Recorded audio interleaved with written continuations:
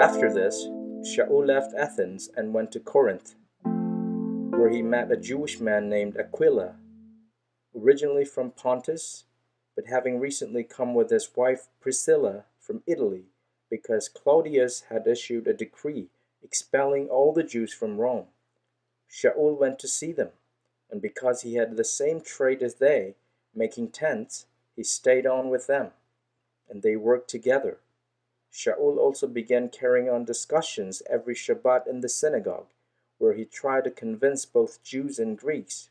But after Sila and Timothy arrived from Macedonia, Sha'ul felt pressed by the urgency of the message and testified in depth to the Jews that Yeshua is the Messiah. However, when they set themselves against him and began hurling insults, he shook out his clothes and said to them, "Your blood be on your own heads. For my part, I am clean. From now on, I will go to the Goyim."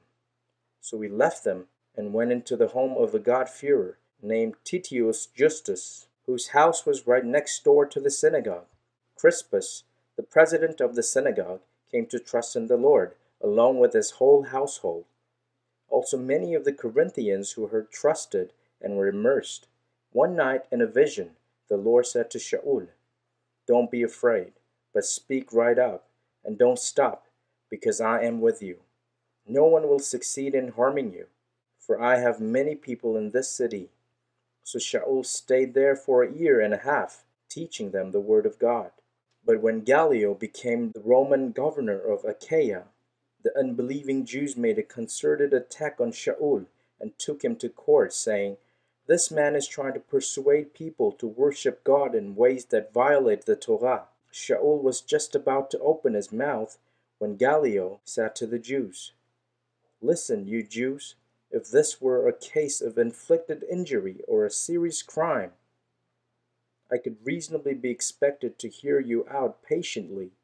But since it involves questions about words and names and your own law, then you must deal with it yourselves.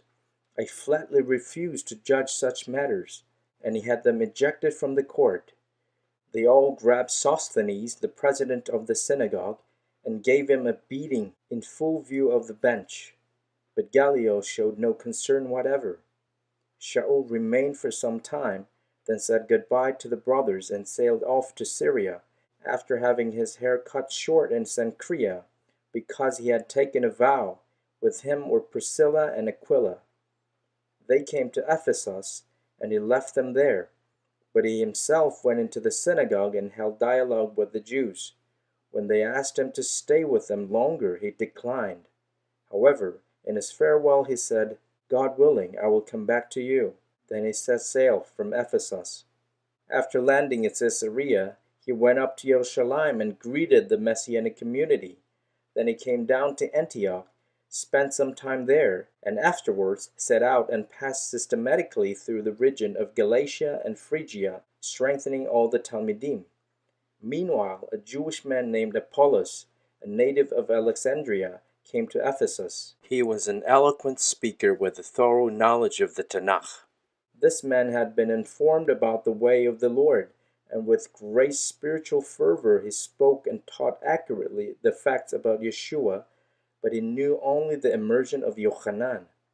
He began to speak out boldly in the synagogue, but when Priscilla and Aquila heard him, they took him outside and explained to him the way of God in fuller detail. When he made plans to cross over into Achaia, the brothers encouraged him and wrote the Talmidim there to welcome him. On arrival, he greatly helped those who through grace had come to trust, for he powerfully and conclusively refuted the unbelieving Jews in public, demonstrating by the Tanakh that Yeshua is the Messiah.